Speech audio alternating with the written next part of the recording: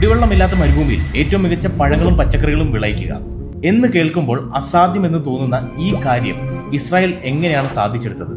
ശത്രുക്കൾക്ക് നടുവിൽ പട്ടിണിയില്ലാതെ അവർ അതിജീവിച്ചത് എങ്ങനെയാണ്? വെൽക്കം ടു സീക്കോ ഒഫീഷ്യൽ ഷോ ഡെയിലി പഞ്ച്. ഇസ്രായേലിന് മുന്നിൽ ഒരേ ഒരു ഓപ്ഷനേ ഉണ്ടായിരുന്നുള്ളൂ: ഇന്നോവേറ്റ് ഓർ ഡൈ.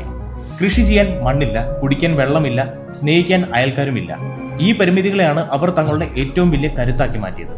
ഇന്ന് ലോകം മുഴുവൻ ഉപയോഗിക്കുന്ന തുള്ളി നന അഥവാ ഡ്രിപ്പ് ഇറിഗേഷൻ അവർ കണ്ടുപിടിച്ചത് ഈ കഷ്ടപ്പാടിൽ നിന്നാണ്.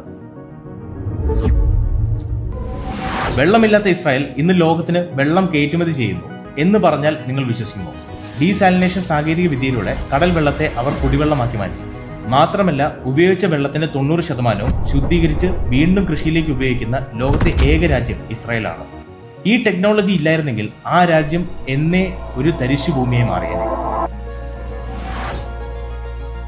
ഇസ്രായേലിന്റെ വിജയത്തിന് പിന്നിലെ മറ്റൊരു രഹസ്യം അവരുടെ നിർബന്ധിത സൈനിക സേവനമാണ്. ഓരോ പൗരനും പട്ടാളത്തിൽ പോയി അച്ചടക്കവും ടെക്നോളജിയും പഠിക്കുന്നു. പട്ടാളത്തിൽ അവർ വികസിപ്പിക്കുന്ന സൈബർ സെക്യൂരിറ്റിയും മിസൈൽ ടെക്നോളജിയുമാണ് പിന്നീട് ലോകം അറിയപ്പെടുന്ന വലിയ സ്റ്റാർട്ടപ്സായി മാറുന്നത്. ഹുസ്ബ എന്നാണ് അവരുടെ മൈൻഡ് സെറ്റിനെ വിളിക്കുന്നത്.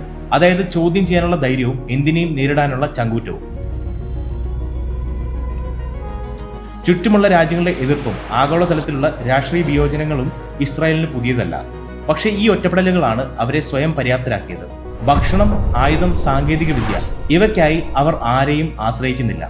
ലോകം അവരെ രാഷ്ട്രീയമായി എതിർക്കുമ്പോഴും ഇസ്രായേൽ വികസിപ്പിച്ച മെഡിക്കൽ ഉപകരണങ്ങളും അഗ്രികൾച്ചർ ആൻഡ് വെപ്പൺ ടെക്നോളജിയും ഇല്ലാതെ ലോകത്തിന് മുന്നോട്ട് പോകാൻ കഴിയില്ല എന്നതാണ് യാഥാർത്ഥ്യം. ചുരുക്കത്തിൽ ഇസ്രായേലിന്റെ കഥ നമ്മെ പഠിപ്പിക്കുന്നത് ഒന്നാണ്: സാഹചര്യങ്ങൾ എത്ര മോശമാണെങ്കിലും ബുദ്ധിയും കഠിനാധ്വാനവും ഉണ്ടെങ്കിൽ ഏത് മരുഭൂമിയിലും പൂക്കൾ വിരിയിക്കാം. പ്രതിസന്ധികളെ അവസരങ്ങളാക്കി മാറ്റുന്നതാണ് യഥാർത്ഥ വിജയം. ഇസ്രായേലിന്റെ ഈ അഗ്രികൾച്ചർ ടെക്നോളജി നമ്മുടെ കേരളത്തിലും നടപ്പിലാക്കിയാൽ എങ്ങനെയുണ്ടാകും? നമുക്കും നമ്മുടെ കൃഷി രീതികൾ മാറ്റേണ്ട കാലം അതിക്രമിച്ചോ? താഴെ കമന്റ് ചെയ്യൂ. അപ്പോൾ നെക്സ്റ്റ് വീഡിയോയിൽ കാണാം മറ്റൊരു ഡെയിലി പഞ്ചുമായി.